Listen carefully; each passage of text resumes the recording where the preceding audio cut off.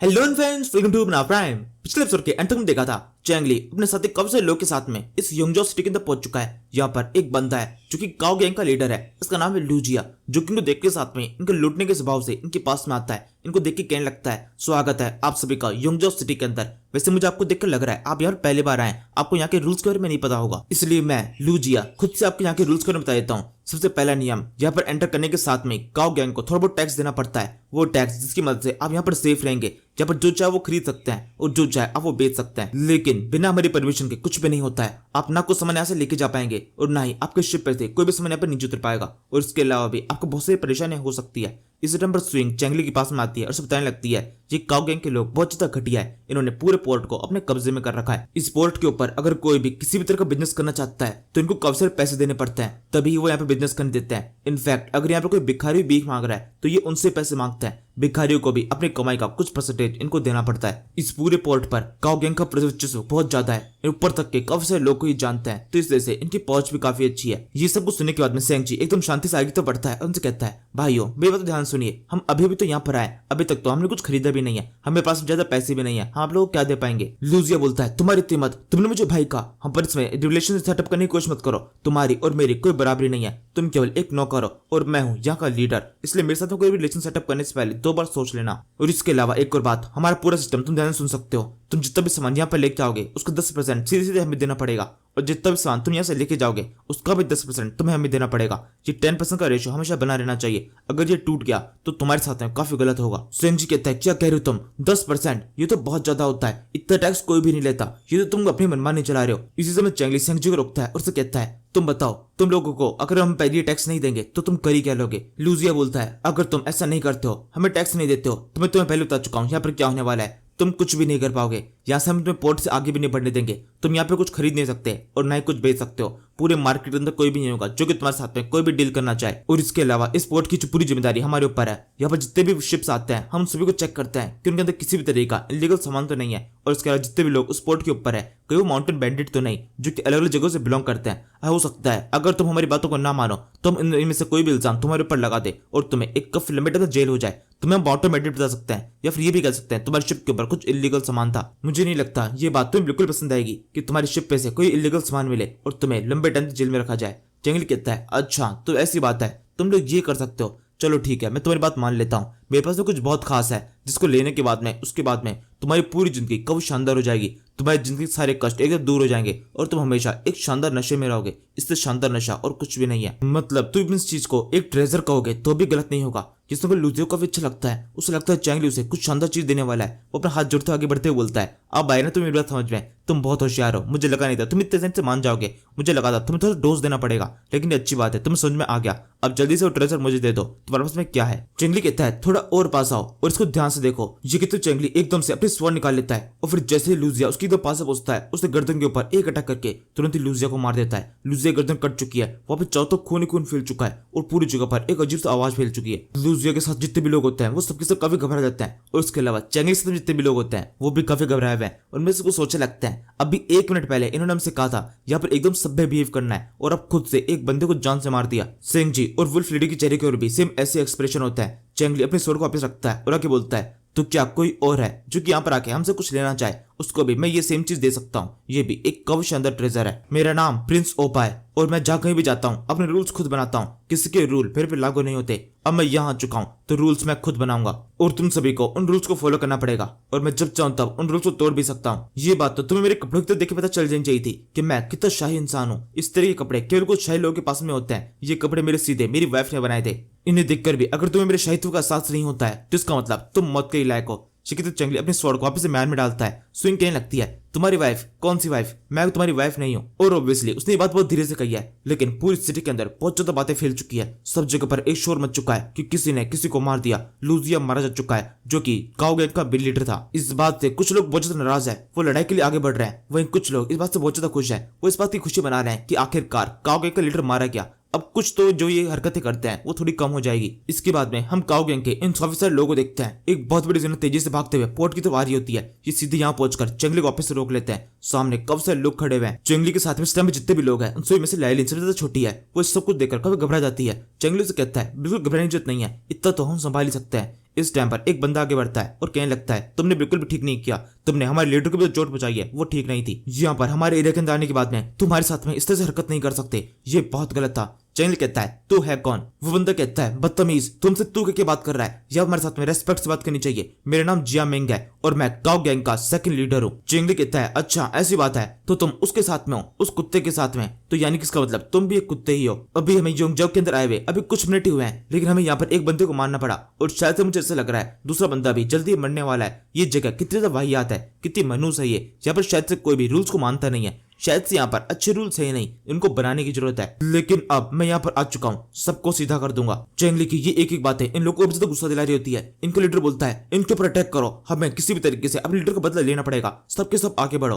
तभी चैंगली बोलता है अच्छा ऐसी बात है। इस टाइम चैंगली के साथ के लोग बोलते हैं अब आपको कुछ भी करने की जरूरत नहीं है, हम इन्हें संभाल लेंगे। ये कहते हुए ये लोग भी अपने वेपन निकाल लेते हैं। शिप के ऊपर काफी सारे बंदे आ चुके हैं जिनके हाथ में एरोज है और इन्होंने सामने के जितने भी लोग हैं इन सभी के ऊपर अपना एम कर दिया है और साथ में बता दिया है कि यहाँ पर हम इतने भी अपाहिज नहीं कि तुम्हारी सारी बातों को मानना पड़े, तो हम सभी को खत्म करने में हमें ज्यादा टाइम नहीं लगेगा। चैंगली हंसते हुए बोलने लगता है वैसे तो मैं बुद्ध रिलीजन के अंदर कुछ ज्यादा बिलीव करता हूँ, इस वजह से ज्यादा लोगों को मारना नहीं चाहता, इसलिए अगर यहाँ पर जो कुछ भी चल रहा है वो एकदम शांति से निपट जाए तो ही ठीक होगा। मैं किसी भी तरह की हिंसा के अंदर बिलीव नहीं रखता हूँ। ये सुनकर ये बंदा जिया मिंग वहीं रुक जाता है और इसके अलावा ये थोड़ा सा घबराया हुआ भी है। इसको दिखाई दे रहा है सामने तो कितने सारे लोग हैं और इन सभी ने एक ही एरो कर फायर किया तो सबके सब खत्म हो जाएंगे, इसलिए वो रुक के सोचने लगता है ये बुद्ध रिलीजन से बिलोंग करता है, हिंसा नहीं फैलाना चाहता और अभी अभी इसने एक बंदे को मार दिया, ये तो हिंसा कर चुका है। इसके बाद में वो चैंगली से कुछ कहने की कोशिश करता है, तभी चैंगली कहता है एक मिनट रुको, तुम केवल एक कुत्ते हो और तुम्हारी औकात नहीं है मुझसे बात करने की। मैं प्रिंस ओपा हूं, मेरा एक अलग वर्चस्व है, एक अलग लेवल है, तुम उस लेवल तक नहीं आ सकते और मैं तुम्हारे लेवल तक गिरूंगा नहीं, इसलिए मुझसे बात मत करो। ये कहते हुए चैंगली ने जिया मिंग की एक ऊपर इंसल्ट कर दिया है। जिया मिंग काफी गुस्सा होता है, वो सोचने लगता है इसके अंदर एग्रोरेंस कुछ ज्यादा ही है,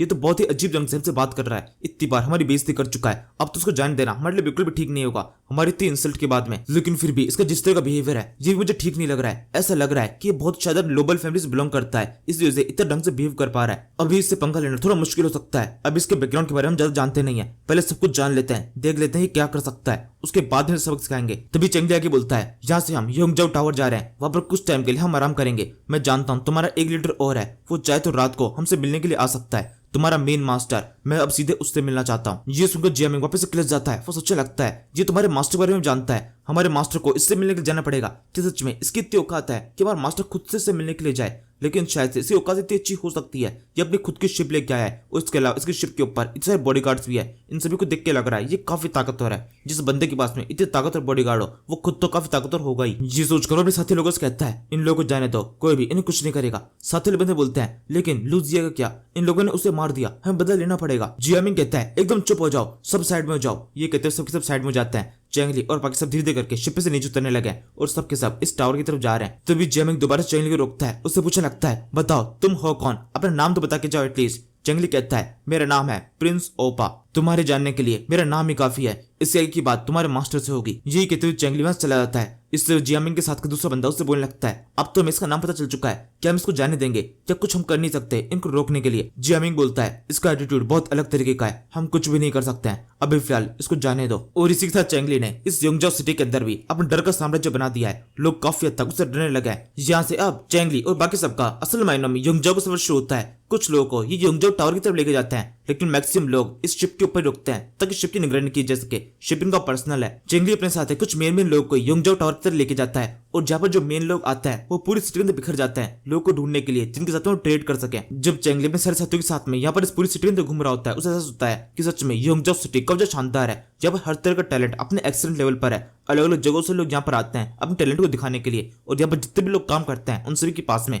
अपनी अपनी काबिलियत का मैक्सिमम लेवल है। यहाँ पर घूमते हुए चैंगली अपने साथियों से बोलने लगता है मैंने सुना है ये जगह जितने पोइट्स होते हैं उन सभी के लिए कविता शानदार है, दुनिया भर के पोइट्स यहाँ पर आते हैं अपनी कविता को सुनाने के लिए, क्योंकि यहाँ पर ऐसे बहुत सारे लोग हैं जो कविता को बहुत पसंद करते हैं। जीलोंग कहता है हाँ आप बिल्कुल ठीक कह रहे हैं, यहाँ पर इस जगह पर आर्किटेक्चर और लिटरेचर दोनों की काफी ज्यादा रिस्पेक्ट है, लोग सुनना और देखना दोनों ही पसंद करते हैं। इसी से मैं चैंगली यहाँ के काफी सारे लोगों को देखने लगता है। उसको हर एक बंदे के साथ में एक स्क्रीन भी छोड़ी होती है जिसके ऊपर लिखा हुआ है ये एक टॉप टेलर है, दूसरा बंदा एक टॉप सेलर, तो तीसरा बंदा एक टॉप वुड कटर, मतलब यहाँ पर जितने भी लोग हैं वो सबके सब अपने स्किल के एकदम टॉप लेवल तक पहुंच चुके हैं। इन्होंने अपनी स्किल्स को एकदम अच्छी तरह शार्प कर लिया है। वैसे जीलों को यहाँ पर कुछ स्क्रीन में शो नहीं हो रही होती है, लेकिन फिर भी जब वो इन लोगों को देखते हैं उसको कैसे होता है कि इन सभी ने अपने लेवल को एकदम ऊपर तक लेके जाने के लिए, खुद को एक्सीलेंट बनाने के लिए कितनी मेहनत की है। इसी समय किसी ड्रम की आवाज आती है, लोग एक जगह पहुंचते हैं। यहाँ पर असल में एक फाइट चल रही है, एक रिंग फाइट। कुछ लोगों से पूछने पर चेंगली पता चलता है यहाँ पर एक बंदा है जिसका नाम है वू तेंजी, जो कि जगह सिक्योरिटी इंचार्ज है। उसका आज बर्थडे है, तो उसके बर्थडे के उपलक्ष्य में 10 दिन की एक रिंग सेटअप की गई है, जिसके अंदर सिक्योरिटी इंचार्ज के काफी सारे लोग इसके अंदर पार्टिसिपेट करेंगे।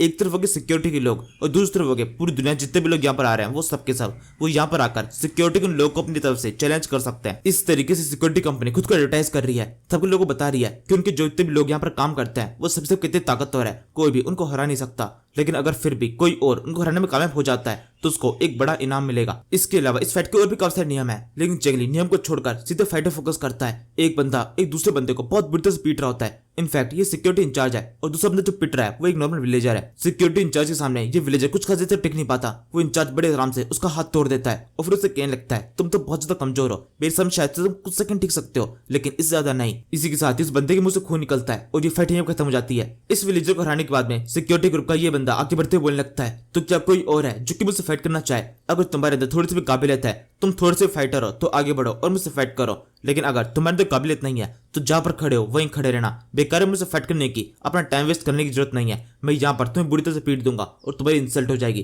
बेकार में अपनी इंसल्ट मत कराओ। इस बंदे का इस तरीके से सबके सामने सबको चैलेंज कर देना चैनल को भी पसंद नहीं आता। सिस्टम लेडी बताती है इसका नाम जिन चैन है, ये 45 साल का है और उसको काफी सारी स्किल्स आती है, जैसे कि एंगल ग्लो, आयरन लॉक और इसके अलावा भी और भी काफी कुछ। फिर चेंगली जीलोंग से कहता है जीलोंग जरा इसको उसकी औकात दिखाओ, बताओ इसे ये कितना कमजोर है। जीलोंग बोलता है अच्छा ठीक है, मैं भी आगे बढ़ता हूँ। जीलोंग के कहते हुए आगे बढ़ी रहा होता है, तभी जैंग ये बेवड़ा इसको पता नहीं क्या ही होता है, ये अलग ही जोश में जाता है। ये खुद बिना अपने किसी से ऑर्डर लिए, बिना किसी परमिशन मांगे खुद ही रिंग में जाकर चढ़ जाता है और आगे बढ़ते हुए इस बंदे जिनशन से बोलने लगता है तुमने यहाँ पर खड़े हुए सबको चैलेंज करके एक बहुत बड़ी गलती कर दी है, क्योंकि इस तरीके से तुमने अपने बाप को भी चैलेंज कर दिया है और अब मैं तुम्हें दिखाऊंगा बाप कैसा होता है और बेटा कैसा। अभी यहाँ पर सबके सामने मैं तुम्हें एक सबक सिखाने वाला हूँ, तुम्हें बताने वाला हूँ कि बिल्कुल भी घमंड नहीं करना चाहिए। तभी चेंगली पीछे चिल्ला रहा होता है अभी वहां से नीचे उतरो, तुम फाइट नहीं करोगे। लेकिन चेंगली की कहने का कुछ फायदा है नहीं, ये बंदा रिंग के अंदर चढ़ चुका है और अब पीछे नहीं हट सकता। योशन और जैंग दोनों आमने सामने होते हैं। योशन जैंग से बोलने लगता है तुम्हें पता है ना ये एक मार्शल आर्ट फाइट है, कोई गली की फाइट नहीं जिसमें तुम किसी भी तरह से लड़ना शुरू कर दो।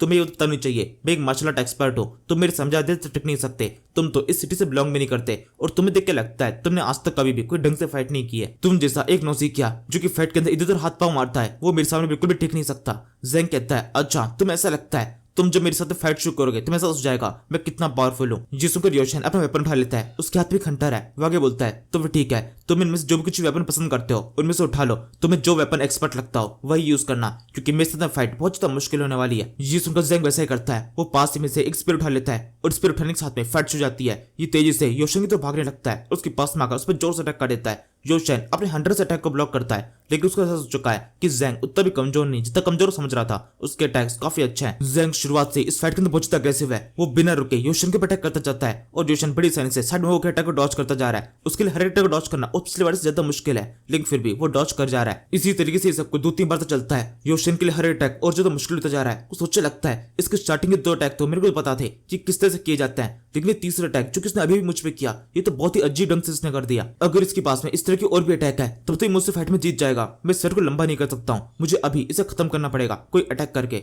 इस टाइम पर चेंगली जीलोंग से बोलने लगता है क्या उसके जीतने का कोई चांसेस है? जीलोंग तुम्हें क्या लगता है इस फाइट में क्या होने वाला है? जीलोंग कहता है मुझे इस फाइट का रिजल्ट पता है। और ये कहते हुए जीलोंग बिल्कुल भी खुश नहीं है। इसी समय ये बेवड़ा जेंगफी दोबारा से योशन के अटैक करता है, लेकिन इस बार योशन को मौका मिल चुका है जेंगफी पर अटैक करने का। वो जोर से अपने हंटर को घुमाता है और उसके हाथ को बुरी तरह डैमेज कर देता है। उसके हाथ की रफ्तार थोड़ी स्लो हो चुकी है। योशन को एकदम इसी मौके का इंतजार था और इस मौके को बिल्कुल जाने देता। वो जेंगफी के पांव को बुरी तरह जकड़ लेता है और अब तो जेंगफी भाग भी नहीं सकता। जीलोंग सोचने लगता है ये फाइट अब मोड़ ले चुकी है, जेंगफी के लिए इस फाइट के अंदर कमबैक करना काफी ज्यादा मुश्किल होगा। योशन ने उसकी फाइट का अंदाजा समझ लिया है और फिर ऐसा होता भी है। इससे पहले कि जेंगफी इस फाइट में कुछ भी कर पाए योशन अपनी मूव चल देता है। उसके हंटर के पीछे की साइड में एक नाइफ टाइप की चीज लगी हुई है। वो उसी से जेंगफी के अटैक करता है और चिल्लाते हुए कहता है अब तुम मरने वाले हो, इस अटैक के साथ में तुम मारे जाओगे। इसी के साथ में ये अटैक सीधे उसके सर पे होने वाला होता है। तभी कई से जीलोंग इस फाइट में कूदता है, वो अपने स्पीयर के साथ जोर से अटैक करता है और अब इसी के साथ में योशन जेंगफी से दूर हट चुका है। जीलोंग आगे बोलता है, अब यहाँ से आगे इस फाइट को मैं संभालता हूँ। ज़ैंग बहुत अच्छे, तुम्हारी काबिलियत देखकर मैं काफी इंप्रेस हुआ,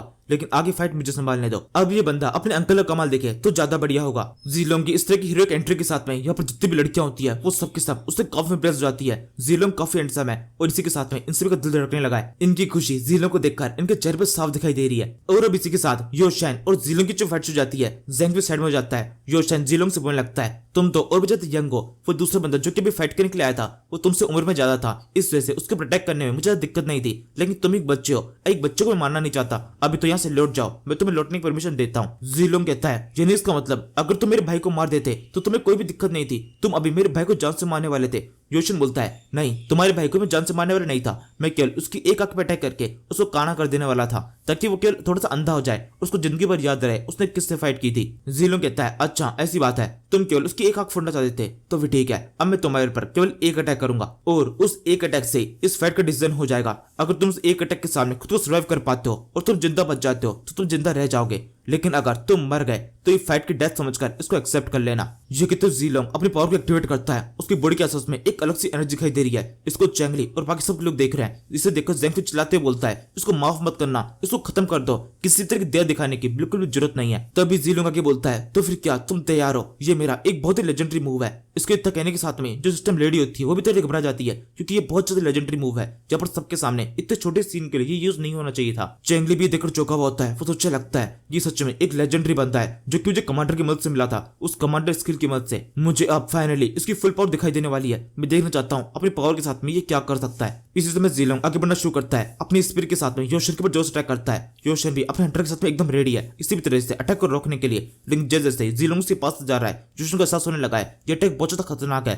और वो किसी भी तरीके से इसे रोक नहीं पाएगा। एंड वो चिल्ला कहता है, प्लीज वहीं पर रुक जाओ, मुझ पर अटैक करने की जरूरत नहीं है, मैं हार मानता हूँ। लेकिन योशन के कहने में थोड़ी सी देर हो चुकी है। जीलोंग उसके तपा से पहुंच चुका है, अपने अटैक को रोक नहीं सकता। वो जोर से उसको अटैक करके उसको साइड में पटक देता है। यहाँ पर एक हल्का सा धमाका भी होता है, जिसके बाद हम देखते हैं योशन की बॉडी के ऊपर स्पीयर से अटैक नहीं हुआ है, उसकी बॉडी पर किस तरह कट नहीं है, मतलब जीलोंग ने ये अटैक केवल अपने हाथों से किया। और इस अटैक की पावर को देखने के साथ में जितनी भी लड़कियां इस जगह पर होती है वो तो अब एकदम पागल हो जाती है, सीटियां बजाना शुरू कर देती है और सबके सब जीलोंग को देखकर उसके लिए काफी चिल्ला रही है। इसके बाद में जीलोंग को उसका इनाम दे दिया जाता है। वो आराम से उसे रिंग के अंदर से नीचे उतरता है और आगे बढ़ते हुए चैंगली से बोलने लगता है, देखो मैं जीत गया। इसी समय चैंगली और जीलोंग के बीच में काफी सारी लड़कियां जाती है और आकर जीलोंग घेर लगती है। उससे पूछने लगती है, बताओ क्या तुम्हारी शादी हो चुकी है? तुम्हारी कितनी गर्लफ्रेंड्स है? कहीं तुम्हारे कोई बच्चे तो नहीं है ना? एक दूसरी लड़की बोलती है, नहीं ऐसा बिल्कुल भी नहीं हो सकता, ये शादी नहीं कर सकते क्योंकि इनकी मुलाकात मेरे से अभी अभी हुई है और ये मुझसे शादी करेंगे। यही कहते सही लड़कियां जीलोंग की चिपकना शुरू कर देती है, जबरदस्ती उसे गले पड़ रही है। जीलोंग किसी तरीके से इनको दूर करने की कोशिश करता है, लेकिन लड़कियां मान नहीं रही, वो सबके सब उसके ऊपर लिपट जाती है। चैंगली और ज़ैंग ये सब कुछ दूर से देख रहे होते हैं। चैंगली धीरे से इनके पास में आता है और कहने लगता है, जीलोंग जब तुम्हें किसी तरीके से मेरी मदद चाहिए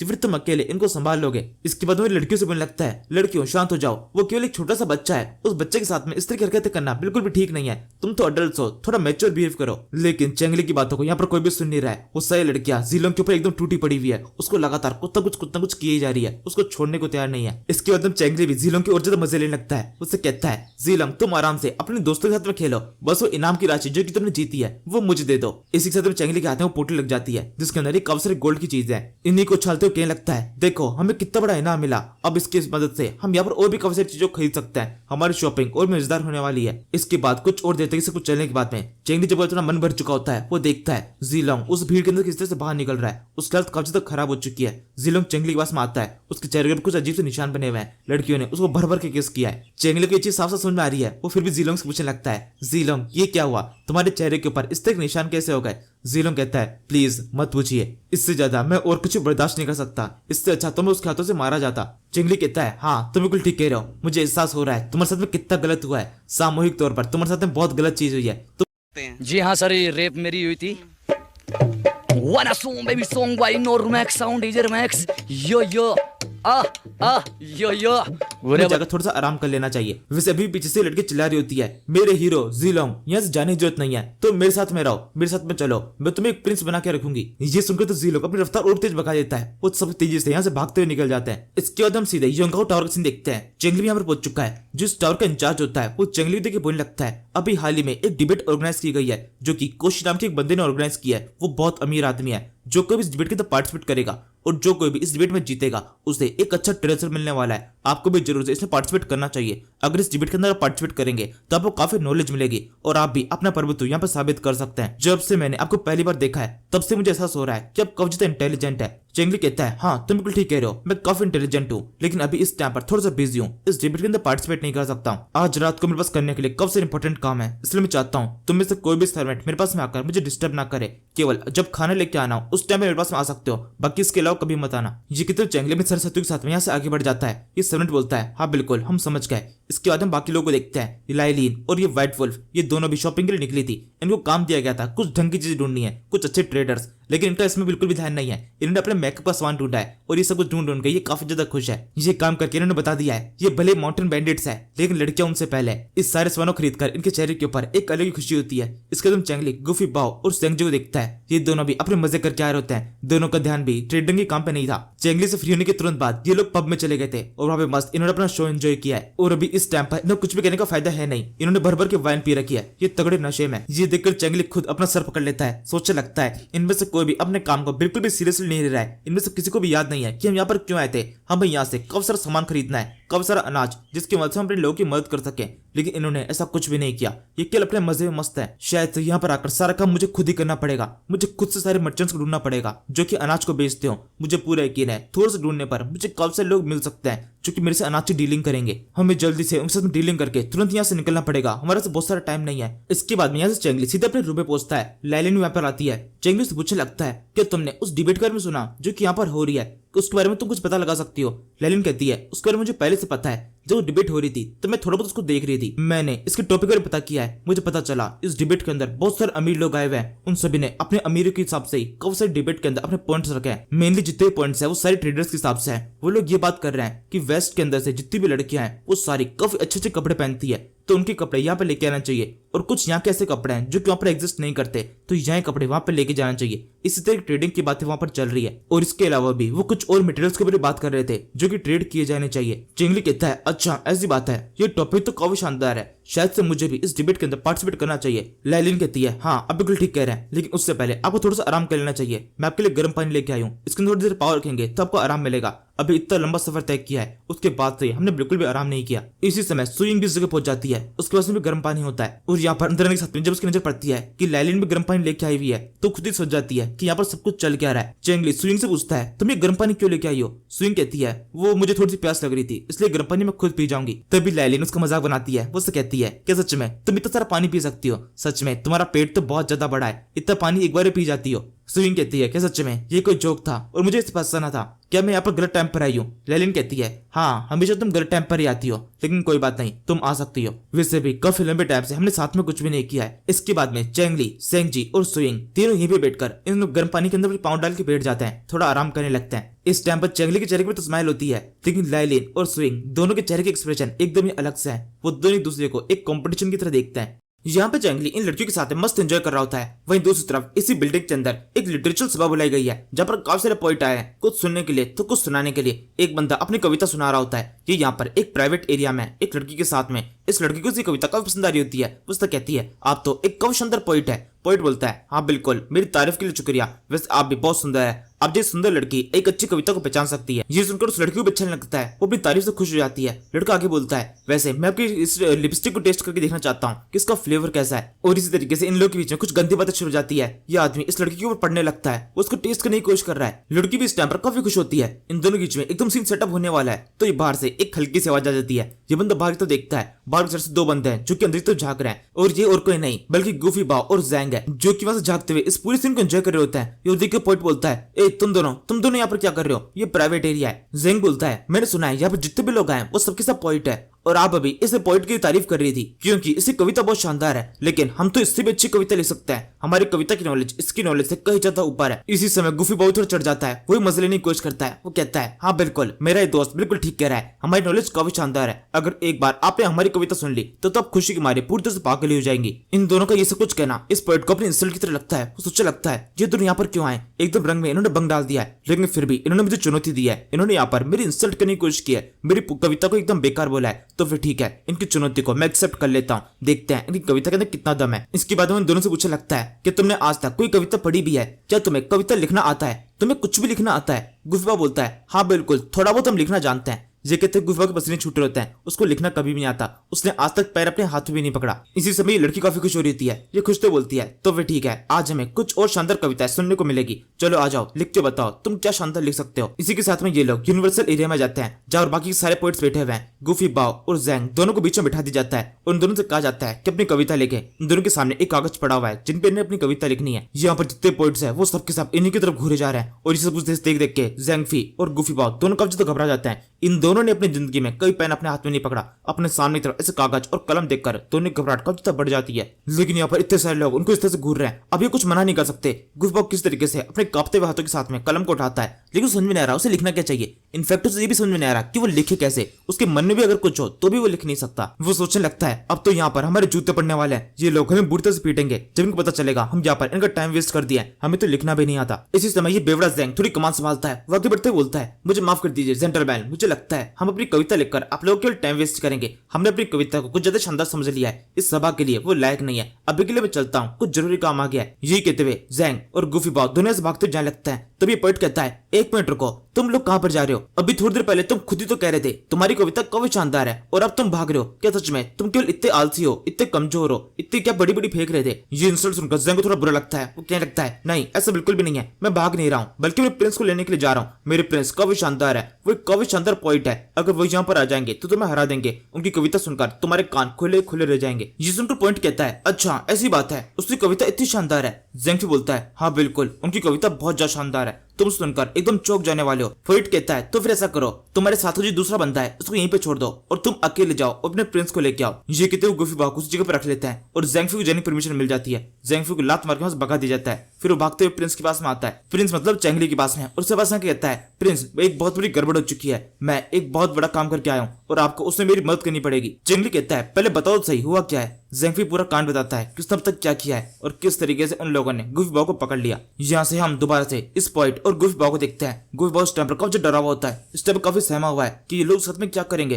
पॉइंट से कहने लगता है तुम्हें पता है ना, अगर तुम्हारा वो दोस्त वापस नहीं लौटता है तो मैं तुरंत यहाँ से पकड़कर तुम्हें एक जज के पास में लेके जाऊंगा और वो तुम्हें एक बड़ी सजा देगा क्योंकि तुम यहाँ पर ऐसे बिना परमिशन घुस आए थे और ये भी एक बहुत बड़ी गलती होती है, तुम्हें इसके लिए एक बड़ी सजा मिलने वाली है। गुफी बाव ये सुन के काफी घबरा रहा होता है। इसी टाइम पर चैंगली यहाँ पर एंट्री होती है। यहाँ पर आते वो कहने लगता है तो यहाँ पर लिटरेचर सभा लगी हुई है, कब सारे पोइट यहाँ पर आए हुए हैं, तो मैं भी अपनी काबिलियत साबित कर देता हूँ, मुझसे पहले मेरे 2 लोग यहाँ पर आए थे। ये सुपर पोइट बोलता है अच्छा तो तुम ही हो वो जिसके बारे में इतनी तारीफ हमने सुनी है, तुम भी उनके जैसे ही हो, अपनी तारीफ खुद से किए जा रहे हो, लेकिन तुम्हारे अंदर ही मुझे कुछ खास दिखाई नहीं दे रहा। चैंगली कहता है बस तुम मुझे एक पेन और पेपर लाके दो, उसके बाद तुम्हें कुछ खास दिखाई देने लगेगा। फिर वैसे किया जाता है, चैंगली के पेन पेपर ला दिए गए हैं। पोइट उससे कहने लगता है तुम्हें क्या लिखना आता भी है? चैंगली पेन उठाते हुए बोलता है बस शांत हो जाओ और मुझे लिखने दो। पोइट कहता है तुम्हारी बातों को मानने के लिए मैं तुम्हारा कोई गुलाम नहीं हूँ, मैं बिल्कुल भी शांत होने वाला नहीं हूँ, मैं जो चाहो वो कहूंगा और तुम इस काबिल नहीं कि मुझे कोई भी ऑर्डर दे सको। चैंगली उससे लगता है इस बंदे को जो करना है वो करने दो, वैसे मुझे कौन सा पॉइंट को सोचना है, मुझे बस अपने हिसाब से कुछ भी कविता लिख देनी है। मैंने अपने टाइम के अंदर बहुत सारी कविताएं पढ़ी है, बहुत सारे ऐसे राइटर्स जिन्होंने अपनी लाइफ के अंदर काफी शानदार कविता लिखी, उन कविता को लिखने में अपनी पूरी जिंदगी लगा दी। वो कविताएं मैं 1 सेकंड में लिख सकता हूँ, उन्हीं में से कोई भी एक कविता मैं बस यहाँ पे लिख के देता हूँ, ये लोग खुश हो जाएंगे। चैंगली बिल्कुल वैसे करता है और एक शानदार कविता वहां पे लिख देता है, जिस देखने के साथ में इनसे पोइट की आंखें खुली खुली रह जाती है। चैंगली की राइटिंग तो काफी ज्यादा खराब है, लेकिन उसने जो कविता लिखी है वो काफी ज्यादा शानदार है। सभी पोइट्स उसकी तारीफ करने लगते हैं। चैंगली की ये कविता अभी भी खत्म नहीं हुई है, वो लगातार लिखता जा रहा है और सारे पोइट्स हर एक शब्द जैसे चैंगली लिखता जा रहा है वैसे उसे लिखते जाते हैं और हर एक शब्द के साथ में इनके मन के अंदर चैंगली की रेस्पेक्ट होती है वो ज्यादा बढ़ जाती है।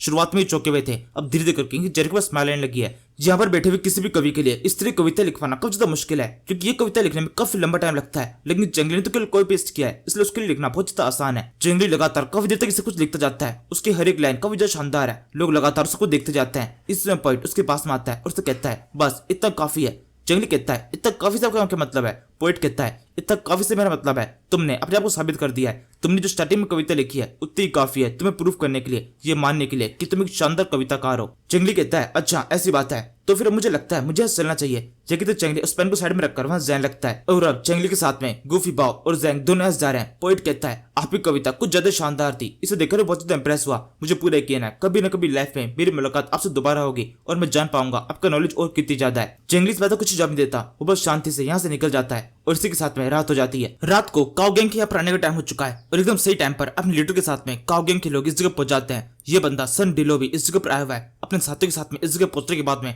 जब सारे लोग जो कि इस जगह पहले से मौजूद होते हैं वो काफी घबरा जाते हैं। होटल का मालिक खुद से भागते हुए इसके पास में आता है और उसे कहने लगता है अपने पास जितना भी टैक्स बनता है वो सारा तो मैंने पहले जमा करा दिया है और इसके अलावा सभी ऑर्डर्स को हम फॉलो भी करते हैं, तो फिर आपके यहाँ पर आने का कारण क्या है? सन डिलो के साथ के लोग उसे दूर करते हुए उसे बोलता है तुम्हारा इस सबसे कोई मतलब नहीं है, दफा हो जाओ यहाँ से, हम यहाँ पर किसी और के लिए आए। सन डिलो कहता है वैसे क्या तुम पूरे श्योर हो वो बंदा इसी जगह पर है? दूसरा बंदा बोलता है हाँ बिल्कुल वो इसी जगह पर है, हमें पूरी इन्फॉर्मेशन मिली है कि यहीं के किसी रूम के अंदर वो ठहरा हुआ है। सन डिलो कहता है तो फिर ठीक है, जल्दी से मुझे उसके सामने लेके जाओ, मैं भी उससे बात करना चाहता हूँ। इसके बाद में सन डिलो और चेंगली की मुलाकात होती है, दोनों आमने सामने बैठे हुए हैं। सन डिलो चेंगली से बोलता है मैंने सुना है कि तुम वो इंसान हो जिसने मेरे एक साथी बंदे के ऊपर अटैक करके उसे जान से मार दिया और हमारी इंसल्ट की। वैसे तुम्हें देख के लगता नहीं है तुम बहुत ज्यादा ताकतवर हो, तुम्हारी ताकत तो बहुत कम है, तुम्हारे मसल्स भी कुछ खास अच्छे नहीं है, शायद से तुम बस ऊंची ऊंची फेंक सकते हो, इसके अलावा तुम्हें कुछ भी खास नहीं। चेंगली कहता है ये सेम बात तो मैं तुमसे भी कह सकता हूँ, तुम केवल एक बूढ़े इंसान हो जिसने एक काओ गैंग को अपने कब्जे में कर रखा है, इसके अलावा तुम्हारी खुद की भी कोई औकात नहीं है, तुम कुछ भी नहीं हो। ये सुनकर सन डिलो को बहुत गुस्सा आता है, वो चिल्लाते कहता है तुम्हारी इतनी हिम्मत, तुम जानते हो तुम किससे बात कर रहे हो?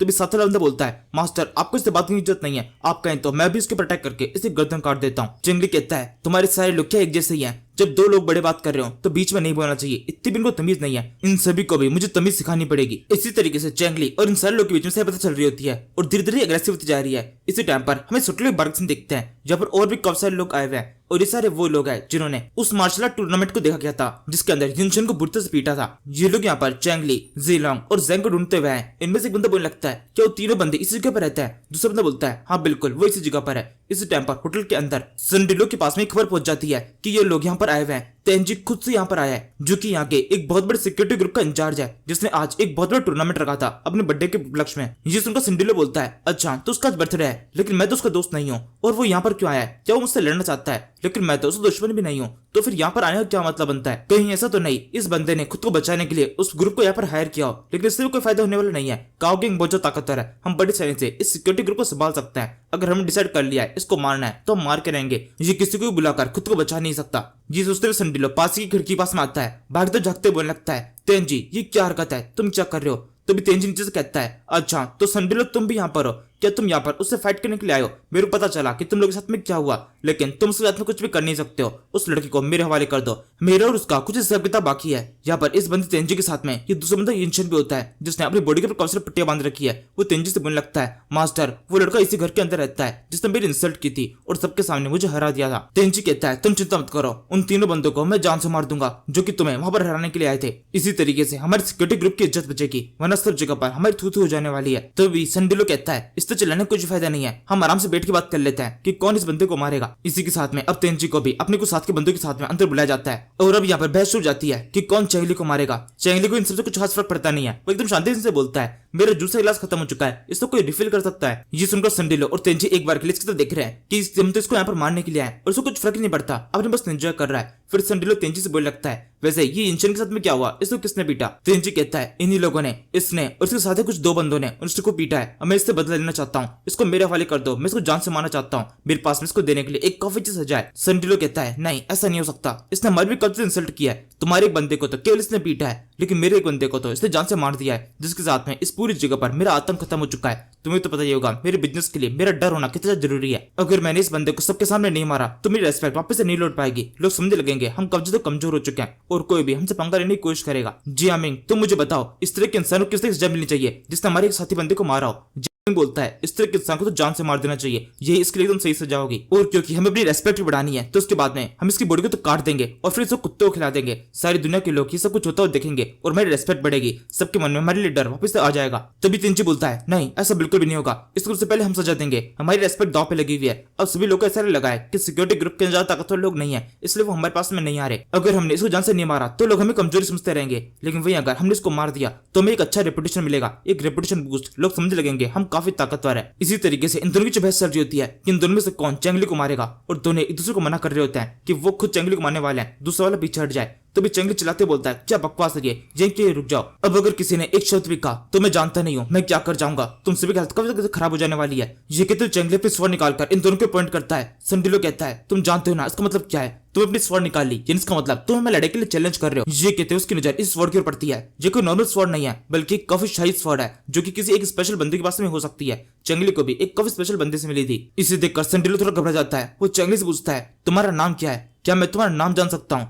चंगली बोलता है, हाँ बिल्कुल जान सकते हो, मेरा नाम है प्रिंस ओपा। और इस नाम को सुनने के साथ में ही संडिलो बहुत तो घबरा जाता है। वो क्या लगता है, क्या सच में तुम एक प्रिंस हो, तुम ही हो प्रिंस ओपा। चंगली बोलता है, हाँ बिल्कुल मैं वही हूँ। जब मेरी मुलाकात तुम्हारे लोगों से सबसे पहली बार हुई थी तभी मैंने उन्हें अपना असली नाम बता दिया था, मेरा नाम प्रिंस ओपा है। तुम तो यहाँ पर मुझसे फाइट करने के लिए आए थे ना, मेरा नाम सुनने के साथ में तुम बहुत ज्यादा घबरा चुके हो, क्या तुम मुझसे फाइट करना नहीं चाहते। तभी संडिलो इतना ज्यादा घबराया हुआ होता है, वो हाथ जोड़ते बोलता है, नहीं नहीं आपसे फाइट करने के बारे में तो मैं सोच भी नहीं सकता। एक सेकंड में संडिलो के तेवर पूरी तरह बदल जाते हैं। अभी तो वो मस्क को मारने के लिए लड़ रहा था और अब खुद से पीछे हटने वाला है। ये देखो तेंजी उसके साथ बंदे भी काफी घबरा जाता है। वो संडिलो से पूछने लगता है, संडिलो अब क्या हुआ, तुम से पीछे क्यों हट रहे हो। संडिलो धीरे धीरे उसके पास में आता है और उससे कहता है, मैं तो तुमसे भी यही कहूंगा कि तुम भी पीछे हट जाओ, ये बंदा बहुत ज्यादा खतरनाक है। प्रिंस ओपा इस नाम को मैंने पहले भी सुना है, ये बंदा बहुत खतरनाक हो सकता है, तुम भी पीछे हट जाओ। तेंजी कहता है, हाँ हाँ मैं समझ गया, लेकिन तुम एक ही बात को दो बार क्यों रिपीट कर रहे हो, क्या सच में ये बंदा इतना खतरनाक है। संडिलो कहता है, तुम मेरे साथ में चलो, मैं तुम्हें सबको समझाता हूँ कि ये बंदा कितना खतरनाक है। और इसी के साथ में संडिलो और तेंजी अपने साथ के लोगों को लेकर यहाँ से निकल जाते हैं। चंगली इस टाइम पर थोड़ा चौंका हुआ होता है। वो सोचने लगता है, ये अचानक से क्या हुआ, ये लोग पीछे कैसे हट गए।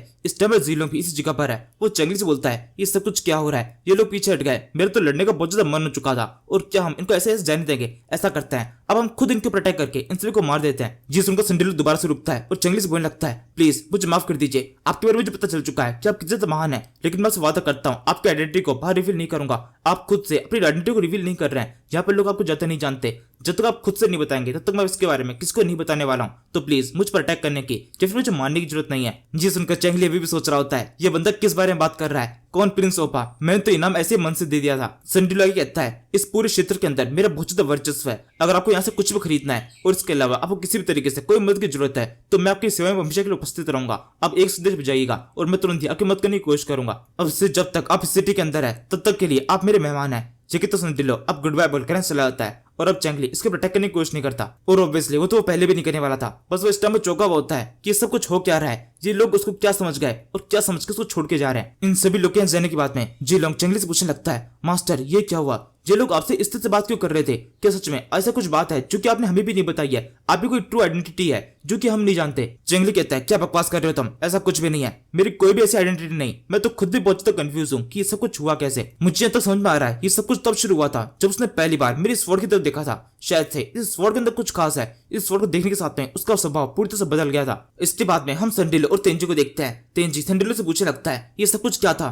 तुम वहां पर इस तरह से बिहेव कर रहे थे, तुमने वहां पर ऐसा क्या खास देखा जिस तुम इतना घबरा चुके थे, अगर तुम उस टाइम पर बीच में नहीं आते तुम उस बंदे को जान से मार देता, तुम्हारी वजह से वो बंदा बच गया। संडिलो कहता है, नहीं ऐसा बिल्कुल भी नहीं है, मैंने उस बंदे को नहीं बचाया बल्कि मैंने तुम्हें और मुझे बचाया है, अगर तुम उसे मार देते तो हम दोनों मारे जाते। तेंजी कहता है, क्या कह रहे हो तुम, ऐसा कैसे हो सकता है, और तुमसे मुझे बचाने के लिए किसने कहा था, मुझे मरना मंजूर है लेकिन इससे भागना मंजूर नहीं है। तुम्हारी बात को मानकर मुझे वहां से निकलना पड़ा। संडिलो कहता है, क्या तुम बेवकूफ हो चुके हो, तुम जाओ दोबारा से जाकर उस पर अटैक कर सकते हो, लेकिन जब तक मैं यहाँ पर तब तक सोचना ही मत, जब किसी इंसान से मैं खुद डर रहा हूँ तो तुम्हें खुद तो समझना चाहिए कि वो बंदा कितना खतरनाक हो सकता है। तुम सच में बहुत ज्यादा बेवकूफ हो, क्या तुमने एक बार भी उसकी स्वर्ण की तरफ देखा था। तेंजी कहता है, उसकी स्वर्ण की तरफ, हाँ थोड़ी सी दिखने में सुंदर थी, लेकिन क्या फायदा, एक स्वर्ण होती है, इस स्वर्ण के बाद उसकी धार इंपॉर्टेंट है, वो दिखने में कितनी सुंदर है इससे क्या फर्क पड़ता है, वो एक नॉर्मल सी स्वर्ण ही तो थी। संडिलो कहता है, नहीं ऐसा बिल्कुल भी नहीं है, वो स्वर्ण बिल्कुल नॉर्मल नहीं है, और जिस किसी के पास में इस तरह की स्वord होती है वो बंदा भी बिल्कुल नॉर्मल नहीं हो सकता। तेंजी कहता है, तुम्हारा मतलब क्या है, वो बंदा कुछ ज्यादा स्पेशल है। संडिलो बोलता है, हाँ वो स्पेशल से भी ज्यादा स्पेशल है, उस स्वॉर्ड के ऊपर एक गॉडली सिंबल था जो एक काफी खतरनाक वेपन्स के ऊपर ही होता है। इसके बाद में चंगली का जो स्वॉर्ड है उसकी स्टोरी शुरू होती है। पता चलता है इस स्वॉर्ड को मिंग नाम के एक राजा ने बनवाया था, उसने इस तरह की 14 स्वॉर्ड बनवाई थी,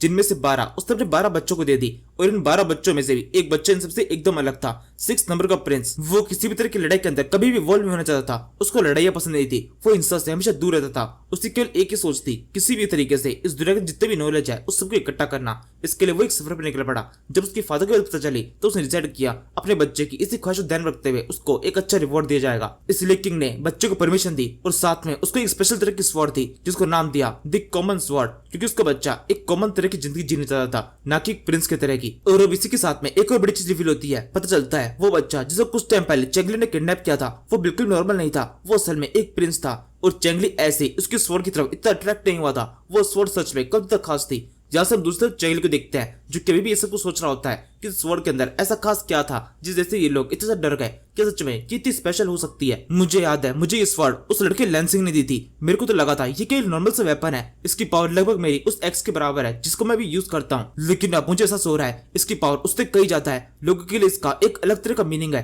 इसको मैं लड़ाई में यूज करने के अलावा भी और भी कई तरीके से यूज कर सकता हूँ। लोग इससे डरते हैं, यानी कि इसका मतलब वो लड़का लैंसिंग जिसने मुझे ये स्वॉर्ड दी थी वो भी कोई नॉर्मल लड़का नहीं था, उसके अंदर भी जरूर से कुछ तो कुछ खास था। असल में लैंसिंग था कौन, ये भला किस तरह कंफ्यूजन है जिसने मेरे दिमाग को पूरी तरह से घेर लिया है। और अब जब तक ये कंफ्यूजन दूर नहीं होगी तब तक मेरा दिमाग बिल्कुल भी शांत नहीं हो पाएगा। जंगली सब कुछ सोच रहा होता है तब इसे पीछे की साइड से एक आवाज आती है। ये बात सुइंग की है। इसको तो बिल्कुल पता ही नहीं है अभी कुछ टाइम पहले जंगली साथ में क्या हुआ। किस तरीके से दो बंदे उसके ऊपर अटैक करने के लिए आए थे। वही तो नॉर्मली जंगली के पास में आती है और उसे पूछने लगती है इस टाइम पर तुम यहाँ पर क्या कर रहे हो, तुम्हें इस टाइम तो सो जाना चाहिए। जंगली सुइंग की तो देखता है। सुइंग आई कहती है जब से तुम इस सिटी के अंदर आए हो तब से तुम्हारा बिहेवियर एकदम बदल चुका है, तुम्हारे चेहरे के ऊपर एक अलग ही तरह की चिंता है। जंगली कहता है तुम ये कैसे पहचान सकती हो कि मेरे चेहरे के ऊपर कोई अजीब सी डट लगी हुई है या पसीने ज्यादा आ रहे हैं। तुमने मेरे बिहेवियर के अंदर ऐसा क्या अलग देखा जिससे तुम्हें ऐसा लग रहा है कि मैं बदल चुका हूँ। स्विंग बोलती है तुम कुछ ज्यादा एरोगेंट से हो चुके हो। जंगली कहता है एरोगेंट तुम्हारा क्या मतलब है, चलो छोड़ो जाने दो, वैसे मुझे थोड़ी सी प्यास सी लग रही है, मुझे लगता है तुम ठीक कह रही हो, हमें चलना चाहिए। इसी समय योंगजो टावर का ये चीफ इस जगह पहुंच जाता है। जंगली के पास में आकर उससे कहने लगता है मैं आपसे कुछ इंपॉर्टेंट बात करना चाहता हूँ। जंगली परमिशन देता है। वो बंदा आगे बोलता है असल में यहाँ पर कुछ लोग हैं जो कि आपसे मिलना चाहते हैं, आपके बारे में उन्हें पता चला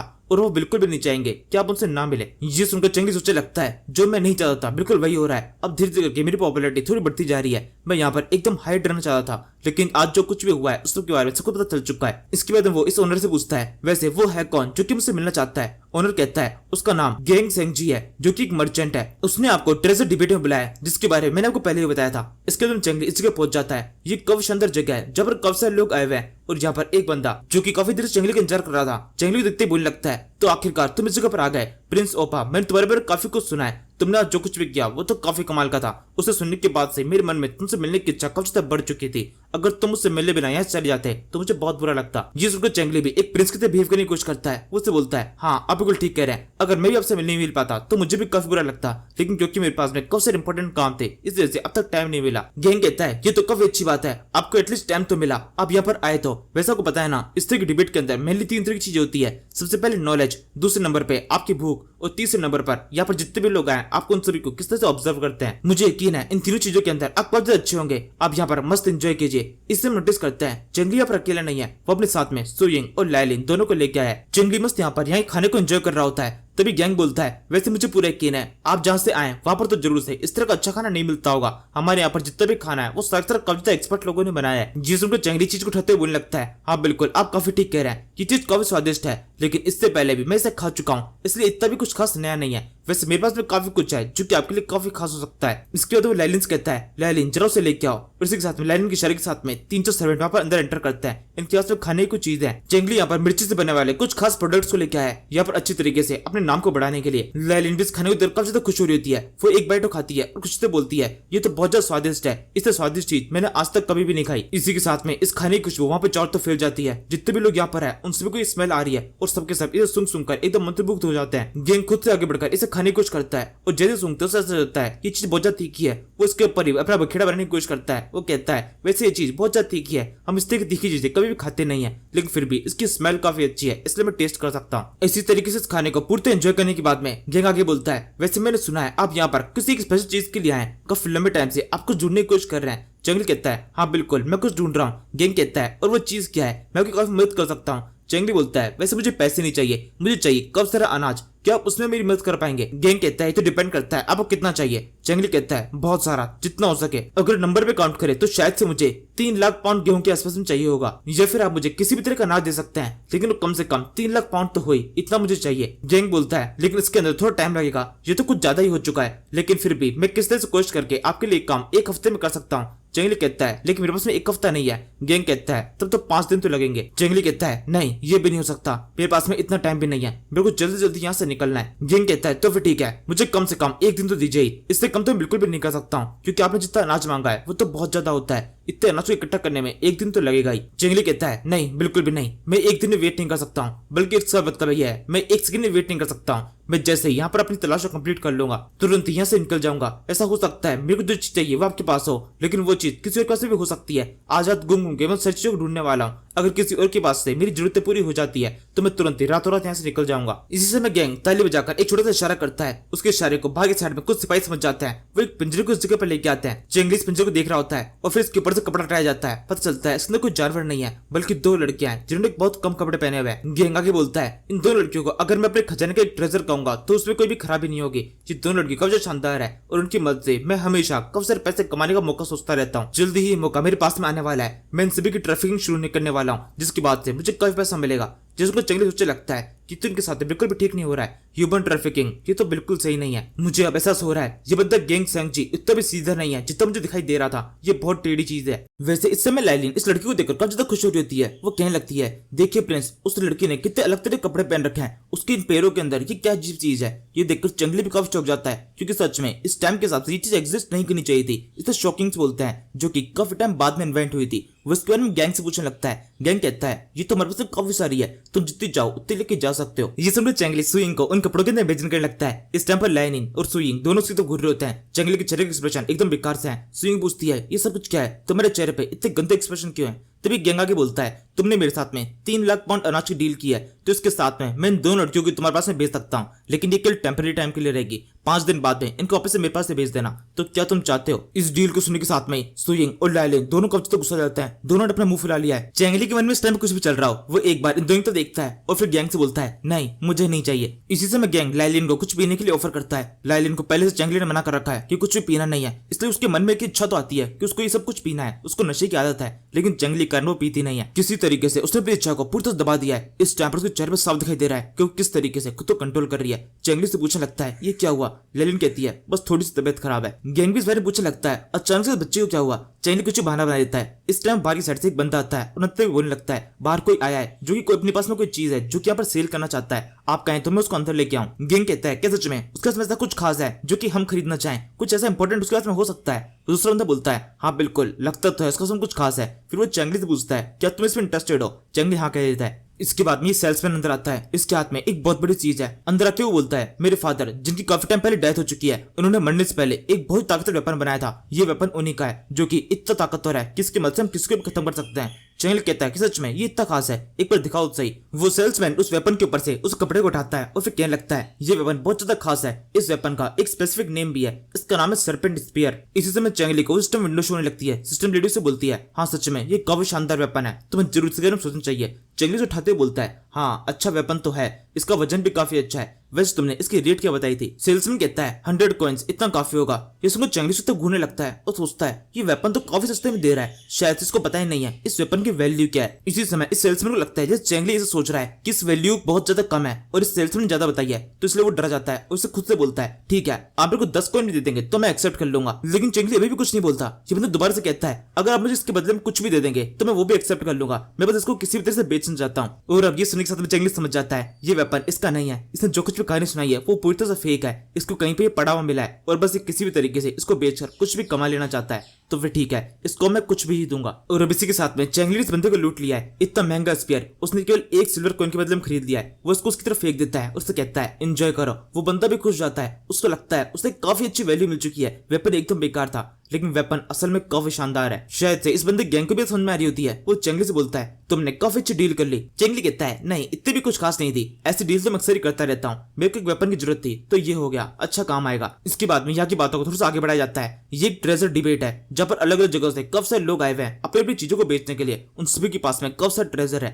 और इनमें से कुछ लोग तो ऐसे हैं जिनको अपने ट्रेजर की वैल्यू ही नहीं पता। लेकिन फिर भी इनमें से कुछ भी ऐसा नहीं है जिसको चेंगली का किसी भी तरह इंटरेस्ट हो, इसलिए आगे जो भी सामान आता है वो इनमें से कुछ भी खरीदने की कोशिश भी नहीं करता। इसके बाद में जब भी डिबेट खत्म होती है तो सबके सब दोबारा से अपने रूम में पहुंचते हैं। चेंगली ने ये शानदार स्पेस जैंग को दे दिया है। जैंग से बड़ा खुश होता बोलता है ये वेपन तो कब्जा शानदार है, चीफ आपको बहुत शुक्रिया कि आपने मुझे इतना शानदार वेपन दिया। ये अब एक अच्छे हाथों में है। मैं इसकी मदद से अपने कब से दुश्मनों को ढेर कर देने वाला हूँ। इसके बाद में अगले दिन सुबह हो जाती है। चेंगली अपने रूम के बाहर बैठा हुआ है, कोई उससे मिलने के लिए आया है। ये सन डिलो है, काओ गैंग का लीडर। जब आने के साथ में चेंगली से सर झुकाने लगता है। इसको अभी भी लगता है कि चेंगली वो स्पेशल प्रिंस है। उसके पास में आकर वो उसे डरते हुए बोलता है, क्या आप प्लीज मेरे एक छोटा सा काम कर सकते हैं, ऐसा सिंबल बनाएंगे। चेंगली बिल्कुल ऐसा कर देता है। उसको समझ में नहीं आ रहा कि ये सब कुछ क्या है। सन डिलो आगे कहता है, मेरे को ये चीज समझ में आ चुकी है, आप यहाँ पर किसी को भी अपना असली नाम नहीं बता रहे हैं, लेकिन मुझे पता चल चुका है आपका असली नाम क्या है, सिक्स्थ प्रिंस। मैं आपके बारे में सब कुछ जान चुका हूँ। ये सुनकर चेंगली सोचने लगता है, ये मेरे बारे में क्या जान गया, इस बारे में तो मुझे खुद को कुछ नहीं पता, ये मुझे सिक्स्थ प्रिंस क्यों कह रहा है, इसका क्या मतलब है। मैं अब इससे कुछ पूछ भी नहीं सकता, अगर मैं पूछूंगा तो उसको मेरे पर शक हो जाएगा, इसलिए जैसे चल रहा है वैसे चलने देता हूँ। ये सोचकर उससे कहता है, हाँ तुम बिल्कुल ठीक कह रहे हो, मैं यहाँ पर अपने आप को पूरी तरह राज रखे हुआ हूँ, मेरे बारे में किसी को बताना मत। संडिलो कहता है, हाँ बिल्कुल, अब मेरी तरफ से पूरी तरह निश्चिंत हो सकता है, मैं किसी को भी आपके बारे में बताने वाला नहीं हूँ। इसके बाद में वो रोना शुरू कर देता है। फ्रैंकी बोलता है, मेरी लास्ट टाइम जब आपसे मुलाकात हुई थी उस टाइम पर आप काफी छोटे थे, एक छोटे बच्चे थे,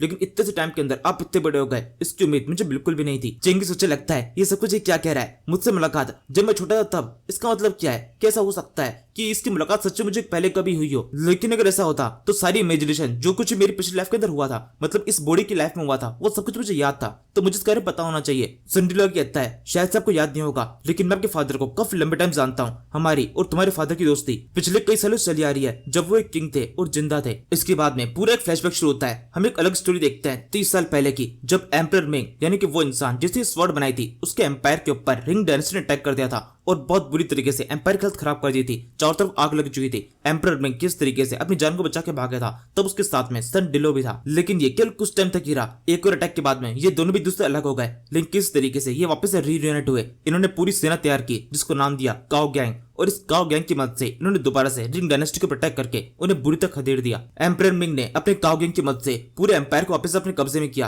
रिंग डायनेस्टी को पीछे किया, और फिर उसके बाद में जब उन्होंने सब कुछ वापस से नॉर्मल कर चुके थे, अपने बर्थडे के उपलक्ष्य में उन्होंने वो 14 तलवारें बनवाई। वैसे ये वो टाइम है जब तक इसके बच्चे पैदा भी नहीं हुए थे, इसका मतलब इसने पहले सोच रखा था ये अपने 14 बच्चे करेगा, लेकिन किए इसने 12 ही, और फिर अपने उन्हीं 12 बच्चों को वो 12 स्वॉर्ड दे दी। 2 तलवारें कायम वो नहीं पता, लेकिन 12 स्वॉर्ड मैटर करती है। उस 12 में से जो 6 नंबर का प्रिंस था उसकी स्वॉर्ड अब चेंगली के पास में। और फिर अब इसी के साथ में ये फ्लैशबैक खत्म होता है। हम वापस से सन डिलो को चेंगली के सामने देखते हैं। वो उससे आगे बोलता है, वैसे मुझे कहीं से पता चला अब यहाँ पर एक स्पेशल चीज के लिए आए, वैसे आपका यहाँ पर रहने का कारण क्या है, क्या कोई बिजनेस टॉपिक है या फिर कुछ और। चेंगली कहता है, कुछ बिजनेस टॉपिक ही है, हमें कब सर आना चाहिए। सिंडिलो पूछता है, कितना। चेंगली बोलता है, लगभग 3 लाख पाउंड, लेकिन हमारे पास टाइम की बहुत कमी है, हमें 1 दिन के अंदर चाहिए। सिंडिलो कहता है, बस इतनी सी बात। सिंडिलो इस बात को बहुत ही आराम से लेता है। चेंगली चौंक जाता है। वो सोचने लगता है, ऐसा कैसे हो सकता है, ये बंदा इस बात को एकदम आराम से कैसे ले रहा है। मैंने जब गैंग को बताया था वो तो इस काम को करने में कम से कम 5 से 6 दिन मांग रहा था, और ये 1 दिन में भी राजी हो गया। मुझे लग रहा है ये बड़ी बड़ी फेंक रहा है, मुझे कंफर्म कर लेना चाहिए। फिर उसे दोबारा से कहता है कि सच में तुम 1 दिन के अंदर मेरे लिए इतना सारा अनाज इकट्ठा कर सकते हो। सिंडिलो बोलता है, हाँ बिल्कुल मैं कर सकता हूँ, मैं काओ गैंग का लीडर हूँ। अगर पूरी काओ गैंग मेरे सपोर्ट में आ जाए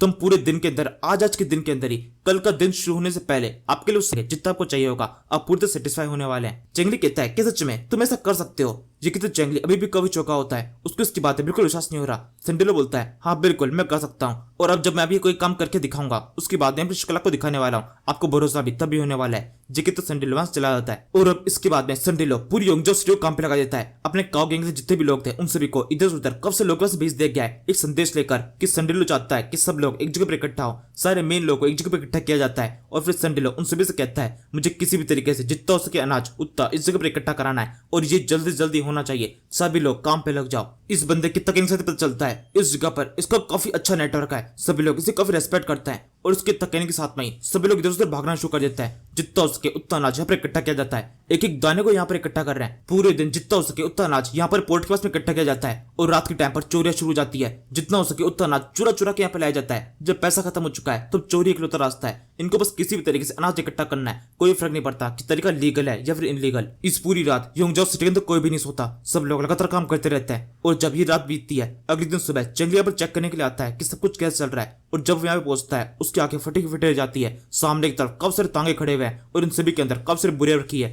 और इन सभी बोरियों में है काफी सारा अनाज। संडिलो ने जैसा कहा था सारा काम बिल्कुल वैसा ही हुआ है। उसने काफी सारे अनाज को केवल एक ही दिन के अंदर यहाँ पर इकट्ठा कर दिया है। चेंगली कहता है ये तो काफी ज्यादा है, मेरी उम्मीद से भी काफी ज्यादा। संडिलो बोलता है हाँ बिल्कुल ये काफी ज्यादा है, जितना आपने कहा था हमने उससे भी ज्यादा इकट्ठा कर दिया है। ये पूरा 5 लाख पाउंड है। वैसे प्रिंस मेरी आपसे एक छोटी सी इच्छा थी, अगर आप और आपकी पूरी फैमिली जितना हो सके थोड़ा सा और टाइम किसी भी तरीके से 3-4 दिन और आप हमारे साथ तो यहीं पे रुके। हम आपको काफी अच्छे तरीके से अतिथि सत्कार करना चाहते हैं। चेंगली कहता है नहीं आप नहीं रुक सकते, मेरी बीवी और बच्चे दोनों को अपने घर की याद आ रही है, हमें अभी यहाँ से निकलना पड़ेगा। संडिलो कहता है 1 मिनट, अभी आपने क्या कहा? आपकी बीवी और बच्चे जिन्हें आपने शादी कर ली और आपके बच्चे भी हो चुके हैं। चेंगली बोलता है हाँ बिल्कुल हो चुका है। ये कहते हुए सुइंग और लाइलिन की तरफ इशारा करता है। उसने सुइंग को अपनी वाइफ और लाइलिन को अपना बच्चा बताया। संडिलो बोलता है अच्छा तो ऐसी बात है, मुझे तो पता ही नहीं था, मेरे को पता नहीं था, इस वजह से मैंने 10 मेड्स को यहाँ पे बुलाया था जो कि आपके साथ में जाने वाली थी ताकि पूरे रास्ते आपको मन बहला सके। इस लाइन को सुनने के साथ में जंगली काफी खुश जाता है। उसके चेहरे के ऊपर एक बड़ी स्माइल आती है जैसे वो बस हाई कहने वाला है। तभी संडिलो आगे बोलता है लेकिन अब जब आपकी शादी हो चुकी है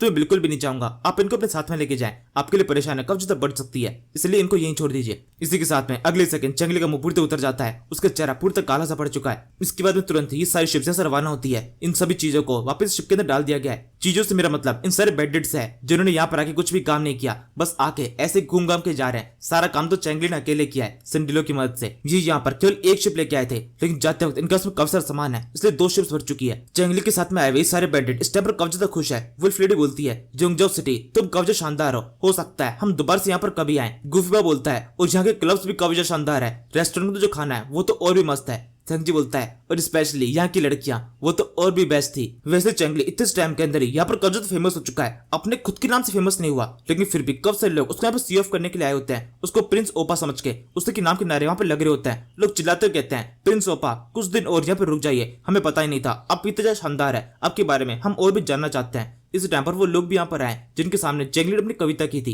वो भी उसकी तारीफ कर रहे होते हैं। उनमें से एक बोलता है हमने आपको एकदम नॉर्मल से इंसान समझा था, आप एक नॉर्मल से पोइट समझे थे, लेकिन ऐसा नहीं है, आप तो एक शानदार प्रिंस है, आपके बारे में पता होना चाहिए था। इतनी सारी भीड़ जब इस तरह चिल्ला रही होती है तब लाइलिन चेंगली से बोलती है देख रहे हैं आप ये लोग किस तरीके से आपकी तारीफ कर रहे हैं, ये सारे तो आपके फैन बन चुके हैं। चेंगली को भी अपनी तारीफ सुनने में काफी मजा आ रहा होता है लेकिन साथ में उसकी वजह पता होती है जब इन लोगों को कुछ टाइम बाद में अगर ये चीज पता चल गई कि असल में चेंगली कोई प्रिंस नहीं है बल्कि एक माउंटेन बैंडिट है, तो जो लोग उसकी तारीफ कर रहे हैं वही लोग अपने आप को कोसेंगे कि वो किसकी तारीफ कर रहे थे। सबसे ज्यादा तो उस बंदे संडिलो की हालत खराब होने वाली है, उसने एक प्रिंस समझकर माउंटेन बैंडिट की मदद की है।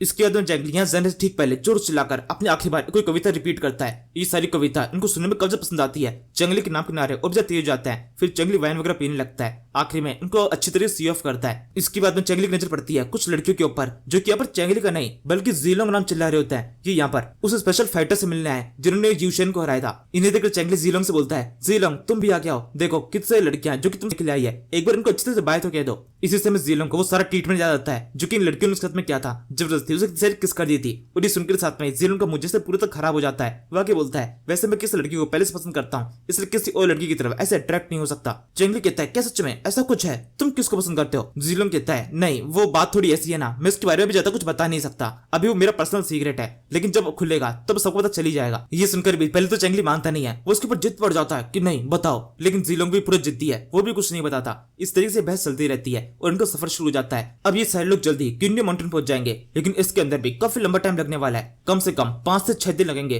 वो भी तब जब विंड को सपोर्ट करे, वरना उससे भी लंबा टाइम लग सकता है। इसके बाद हम कुछ देर बाद में शाम का सीन देखते हैं। चेंगली और सेंगजी दोनों शिप के ऊपर है। सेंगजी उसके पास में आता है और कहता है हमें 10 दिन का टाइम लगने वाला है क्योंकि शिप की स्पीड कब ज्यादा स्लो है, विंड थोड़ी सी उल्टी चल रही है। चेंगली कहता है ये तो ठीक है, अभी तक हम सेफ है, हम सेफली आगे बढ़ते जा रहे हैं, यही मेन इंपॉर्टेंट है। इससे भी इंपॉर्टेंट ये है भले ही हमें कितना भी टाइम लग जाए, बस हम सेफली अपने पोर्ट तक पहुंच जाएं। अगर ये नहीं हो पाया तो काफी मुश्किल हो जाएगी। सेंगजी कहता है आपका मतलब क्या है? हमने वैसे भी काओ गैंग को कितनी अच्छी तरह संभाल लिया था, यहाँ पर हो सकता है कितने पायरेट्स हो लेकिन वो हमारा सामना नहीं कर सकते, जब हम काओ गैंग को संभाल सकते हैं तो ये तो कुछ भी नहीं है। चेंगली कहता है तुम चुप रहो, तुम कुछ भी नहीं जानते, तुम्हें पता नहीं है समुद्र के अंदर और जमीन के ऊपर दोनों जगह पे कितना फर्क होता है। इसके बाद में हम कुछ और देर बाद देखते हैं यहाँ पर मेन समुद्र के अंदर एक स्कल शिप है जिसके ऊपर कुछ पायरेट्स है। ये लोग यहाँ पर इधर की तरफ आ रहे 2 शिप्स के बारे में बात कर रहे होते हैं। इनमें से एक बोलता है 2 बड़ी बड़ी शिप है जो कि तेजी से इस तरफ आ रही है। जो लीडर बनता होता है वो बोलता है क्या सच में 2 बड़ी शिप? वैसे तुम्हें इन शिप के बारे में क्या पता है, उनके ऊपर किस तरह का सामान है? पहला बंदा बोलता है मैंने तो सुना है उस शिप के ऊपर कुछ नोबल लोग हैं जो कि बहुत ज्यादा डरपोक से होंगे और इसके अलावा वो योंगजाओ सिटी से आ रहे हैं, यानी इसका मतलब उनके पास में काफी सारा कीमती सामान तो होना ही चाहिए। हम उनके ऊपर अटैक करके उन्हें पूरी तरह खत्म कर देंगे और उन्हें मारकर उनका सब कुछ उनसे लूट लेंगे। लीडर कहता है हाँ तुम बिल्कुल ठीक कह रहे हो, हमें बिल्कुल ऐसा करना चाहिए, बेकार की रिस्क नहीं लेनी है, तुरंत उनको प्रोटेक्ट करो, उनको मारो और सब खत्म करो। पहला बंदा बोलता है या फिर इसके अलावा मेरे पास में एक और आइडिया है, क्योंकि वो सारे नोबल लोग हैं तो हम उनका भी यूज कर सकते हैं। हम चाहो तो उनको भी किडनैप कर लेंगे, हमें उनको मारने की जरूरत नहीं है। अगर हम जैसे उनको तलवार दिखाएंगे तब इतना से काम हो जाएगा, तो बेकार मारने से अच्छा है उनको अपने पास में रख लें। लीडर बोलता है क्या सच में तुम ऐसा कुछ करना चाहते हो? उनको पकड़कर बेकार कारस्तानी करनी पड़ेगी, वो काफी सारे लोग होंगे, उनकी भी हमको देखभाल करनी पड़ेगी। पहला बंदा बोलता है देखभाल करने की जरूरत है, बस हम उनको पकड़ लेंगे, कहीं जेल में बंद कर देंगे और फिर उसके बाद में गुलामों की तरफ बेच देंगे। और वैसे भी हमारी गिनती के हिसाब से उस शिप के ऊपर केवल 50 लोग होने चाहिए, इतने तो हम संभाल ही सकते हैं। लीडर कहता है संभालने में तुम कितने भी संभाल सकते हैं, क्योंकि हमारी जो स्ट्रेटेजी है वो काफी शानदार है, उस स्ट्रेटेजी के सामने कोई भी टेक नहीं सकता। इसके बाद में हम चेंगली के शिप के साइड का सीन देखते हैं। यहाँ पर सेंग जी उसके पास में आता है और कहने लगता है हमारे पास में एक थोड़ी सी बुरी खबर है। पता चला है कि अभी कुछ दूरी पहले यहाँ पर एक और शिप गुजरी थी जिसको पायरेट्स ने लूट लिया है और शिप पे से उन पे जितने भी लोग थे उन सभी को बाहर गिरा दिया। वो सारे लोग हमें मिल चुके हैं, वो मदद मांग रहे हैं, इसलिए हमने उन लोगों को शिप के ऊपर तो बैठा लिया है, लेकिन फिर भी वो हमसे ये कह रहे हैं हम उन्हें पोर्ट तक छोड़ के आए। क्या सच में हमें ऐसा कुछ करना चाहिए? हम उन्हें पोर्ट पे रखें या फिर हम भी उन्हें यहाँ से कुदा दे? चेंगली कहता है पहले मैं खुद से उनसे बात करना चाहता हूँ। फिर चेंगली ने देखने के लिए आता है यहाँ पर 3 लड़के और एक लड़की है। लड़की काफी सुंदर है, वो बात करने की कोशिश करती है। चेंगली से कहती है प्लीज हमारी मदद कीजिए, हमारी शिप को उन्होंने लूट लिया। चेंगली कहता है पहले ये बताओ तुम लोग के साथ में हुआ क्या है, तुम लोग हो कौन? वो बंदे बताते हैं हम केवल नौकर है, कुछ टाइम पहले हमारी शिप यहाँ से गुजरी थी, हमारी शिप के ऊपर पायरेट्स ने अटैक कर दिया, हमारे मास्टर और उनकी वाइफ को मार दिया। हम केवल 3-4 लोग ही है जो किस तरह से बच पाए, हम समुद्र तक कूद गए थे, बड़ी मुश्किल से हमारी जान बची है, लेकिन अब आप प्लीज हमें पोर्ट तक पहुंचा दीजिए वरना यहाँ पर समुद्र में मारे जाएंगे, हम पर दया कीजिए। चेंगली कहता है तो फिर ठीक है, हम तुम्हें मदद के लिए तैयार है, यहाँ पर समुद्र के अंदर तुम्हें बचाने का कोई और रास्ता नहीं है, इसलिए तुम हमारे साथ में शिप पे रुक सकते हो। और चेंगली के इस तरह से हक देने के बाद में इस लड़की की ओवर एक्टिंग शुरू हो जाती है। यह बोलती है आपको बहुत शुक्रिया, आपने हमारी काफी मदद की। ये कहते हुए उसके हाथ दिखने लगते हैं, उसके हाथ में एक अंगूठी है। इस लड़की ने भी अभी तक ये नोटिस नहीं किया है। वो आगे बोलती है आप हमारी काफी मदद कर रहे हैं, इसके बदले में आपसे वादा करती हूँ अपनी पूरी जिंदगी आपकी पूरी सेवा करूंगी, और मरने के बाद भी अगर मैं कोई दूसरी जीव बन जाती हूँ तब भी आपकी पूरी सेवा करूंगी। चेंगली कहता है अच्छा ऐसी बात है, मरने के बाद जो तुम्हारे दूसरी लाइफ आएगी तुम उसके अंदर मेरी सेवा करना, तुम्हारी ये लाइफ तो आधी बीत चुकी है, अगर तुम अगली बार स्टार्टिंग से मेरी सेवा करोगी तो ज्यादा बढ़िया रहेगा, तुम्हारा इंसानी रूप मेरे ज्यादा काम नहीं आने वाला। लड़की बोलती है आपका मतलब क्या है? तो भी चेंगली अपनी स्वॉर्ड निकाल लेता है और फिर इन बंदों को अटैक कर देता है। लड़की को छोड़कर उसने बाकी सबको मार दिया है। ये लड़की केवल देखती रहती है कि अचानक से ये क्या हुआ, उसके सारे साथी मारे जा चुके हैं। सेंग इस टाइम पे चौंका हुआ होता है कि चेंगली ने इस तरह का अटैक क्यों किया। वो पूछने लगता है चीफ ये आप क्या कर रहे हैं? ये लोग हमारे पास मदद मांगने के लिए आए और असहाय हैं, क्या सच में इनके ऊपर इस तरह से अटैक करना ठीक था? चेंगली कहता है सब लोग पूरी तरह शांत हो जाओ और मेरी बातों पर फोकस करो। लड़की तुम मुझे जवाब दो, मेरे पास में 3-4 सवाल है, अगर तुमने ठीक से जवाब दिए तो तुम्हें माफ कर दिया जाएगा। हो सकता है तुम्हें सजा थोड़ी कम हो जाए, लेकिन अगर तुम्हारे जॉब में कुछ भी गड़बड़ आई तो तुम्हारी हालत भी तुम्हारे बाकी साथियों जैसी ही होगी। मुझे ये बात तो पता है, तुम बिल्कुल भी बेचारी तो नहीं हो। मुझे आप जल्दी से बताओ तुम हो कौन और तुम्हारी शिप के ऊपर आई क्यों? तुम्हारे शिप पे हमारे साथ में होने का क्या मतलब है? लड़की बोलती है नहीं ऐसा कुछ भी नहीं है, मेरे को पूरी कहानी बता तो दी, हमारे ऊपर पायरेट्स ने अटैक किया था। तभी चेंगली से गर्दन के ऊपर तलवार रखता है। फ्राकी बोलता है मेरे को ये नहीं, मेरे केवल सच जानना है, मुझे सच सच बताओ कि तुम्हारे साथ में क्या हुआ था, तुम हो कौन? तुम्हारा नाटक पूरी तरह खत्म हो चुका है, मेरे को तुम्हारे हाथ में जो अंगूठी है दिखाई दे चुकी है और ये अंगूठी के पूरा अस्तित्व मेरे को पता है। ये अंगूठी मैंने गैंग जिंग के पास में देखी थी और ये बात मुझे इस तरह समझ में आ चुकी है, तुम जरूर से उसी के लिए काम करती हो, उसने तुम्हें यहाँ पर भेजा है, ये एक सभी कुछ एक चाल है, तुम यहाँ पर ऐसे ही नहीं आई हो। ये लड़की अभी भी अपनी बातों में अड़ी होती है, वो भी चेंगली से कहती है नहीं ऐसा बिल्कुल भी नहीं है, हम तुम जो समझ रहे हो वो नहीं है। और अब इसी के साथ में चेंगली गुस्सा को बढ़ता जाता है, वैसे गर्दन की अपनी तलवार रखता है। फ्राकी बोलता है मैं तुमसे कितनी बार बोल चुका हूँ, मेरे को सच बोलो, अगर तुमने झूठ बोला तुम्हें सजा मिलेगी, लगता है तुम बात नहीं मानोगी, तुम्हें सजा देनी पड़ेगी। ये कहते वो उसके गर्दन के ऊपर एक धीरे से अटैक कर देता है। लड़की का खून बहने लगा है। ये अटैक इतना बड़ा नहीं है कि लड़की मर जाए, लेकिन फिर भी उसके दर्द तो हो ही रहा है। लड़की चिल्लाना शुरू कर देती है। चेंगली की बोलता है इस दर्द को मैं और ज्यादा बढ़ा सकता हूँ, ये घाव और बड़ा हो गया तो तुम मर जाओगी, इससे पहले कि तुम मर जाओ सच सच बता दो, तुम्हारी जान बच जाएगी। और अब इसी के साथ में लड़की फाइनली कवच डर जाती है। वो बोलने लगती है हाँ बिल्कुल तुम जो कह रहे हो वो सच है, गैंग जिंग हमारा बॉस है, हमारा खुद का पायरेट्स का एक ग्रुप है जो कि स्कल आइलैंड से बिलोंग करता है। चेंगली कहता है मैं जानता था तुम्हारा ये सब कुछ है, मुझे बताओ तुम्हारे ग्रुप के अंदर कितने लोग हैं, कितने लोग हैं जो आगे की साइड पर इंतजार कर रहे हैं, और तुम्हारी पूरी प्लानिंग क्या थी? लड़की बोलती है हमारे ग्रुप के अंदर कुल 200 लोग हैं जिन्होंने हमें यहाँ पे भेजा था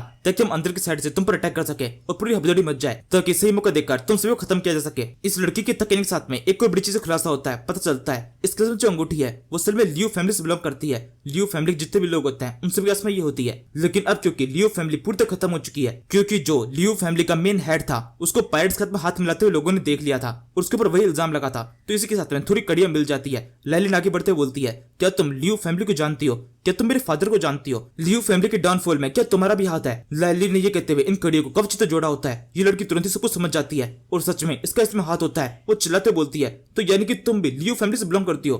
हाँ तुम तो वही हो ना, उस ऑफिसर की बेटी। अच्छा तो तुम हो वो जिसकी वजह से हमारा सारा राज खुला है। इस अंगूठी को तुमने पहचाना था। ये कितने जब भी चिल्ला रही होती है तब लैलिन बुरी तो घबरा जाती है। वो एक छोटी बच्ची है, इससे तो कोई उसके ऊपर चिल्लाएगा तो उसको डर तो दिखना ही था। इसी के साथ में लड़की और भी चिल्लाना शुरू कर देती है। वो आगे बोलती है, मुझसे कहा गया था कि लियू फैमिली के जितने भी लोग हैं उन सभी को खत्म कर देना चाहिए, स्पेशली ऑफिसर की फैमिली के सभी लोगों को। लेकिन उस टाइम पर तुम्हें जिंदा छोड़ दिया गया क्योंकि तुम एक छोटी बच्ची थी और केवल एक नौकरानी की जिंदगी जी रही थी। तुम्हें तुम्हारे अंदर कुछ ज्यादा इंटरेस्ट नहीं था, लेकिन सच में हमें तुम्हें मार देना चाहिए था। अगर हम तुम्हें मार देते तो बेकार की आज जो दिक्कत पैदा हुई वो दिक्कत पैदा नहीं होती। वैसे तुम्हें पता है तुम्हारे फादर को किसने मारा था? तुम्हारे फादर को भी हमारे लोगों ने मारा था। हमारा स्कल गैंग तुम्हारे फादर को खत्म किया था और इसके अलावा तुम्हारी पूरी लियो फैमिली की डाउनफॉल का कारण भी हमारे पायरेट ग्रुप ही है। हमने तुम्हारी पूरी फैमिली को एकदम जड़ से खत्म कर दिया। जो कभी एक बहुत ताकतवर फैमिली हुआ करती थी वो एकदम से पूरी तरह सड़क पे आ गई हमारी वजह से। हमने ये सब कुछ किया। ये लड़की यहाँ पर और भी काफी कुछ बता रही होती है। इसी समय चैंगली इसी गर्दन के ऊपर जोश अटैक करके आपकी बार पूरी तरीके से इसी गर्दन काट देता है। ये लड़की फाइनली मारी जाती है। सेंगजी चैंगली के पास में आता है, उससे कहने लगता है, आप तो कब स्मार्ट है, आपको इस अंगूठी के बारे में पहले से पता था कि ये लियो फैमिली से बिलोंग करती है। आपने काफी शानदार तरीके से सारी मैथ बिठाकर इसके बारे में पता लगा लिया। आप तो बहुत शानदार है। लेकिन फिर भी शायद से इस लड़की को मारने की जरूरत नहीं थी। हम एटलीस्ट इस लड़की को जिंदा रख ही सकते थे। ये हमें काफी इन्फॉर्मेशन दे रही थी और इसके अलावा ये काफी सुंदर भी थी। चैंगली कहता है, चुप हो जाओ, बेकार ये बकवास बंद करो। जिस लड़की को तुम सुंदर कह रहे हो ये एक बैंडिट है। सही मौका पाकर तुम पर अटैक करके मुझ पर अटैक करके हम सभी को खत्म कर देती। सेंगजी कहता है, वैसे अब आगे करना क्या है? वहाँ सामने की तरफ तो वो समुद्री पायरेट्स है जो कि हम पर अटैक कर देंगे, तो सीधे सीधे आगे नहीं जा सकते, कुछ सोचना पड़ेगा। चैंगली कहता है, हाँ तुम बिल्कुल ठीक कह रहे हो। हमारे शिप के ऊपर भले 50 लोग हैं, लेकिन इन 50 लोगों में इतना सामान है जिसकी मदद से 5000 लोगों को जिंदगी मिल सकती है। वहां पर वो 5000 लोग हमें इंतजार कर रहे हैं। हमें किसी भी तरीके से एकदम सेफली इस सारे सामान के साथ में किंडी माउंटेन पहुंचना ही है। 1% का भी हम रिस्क नहीं ले सकते हैं। चैंगली की इसी सोच के साथ में इस सीरीज का ये एपिसोड खत्म होता है। Thank you for watching.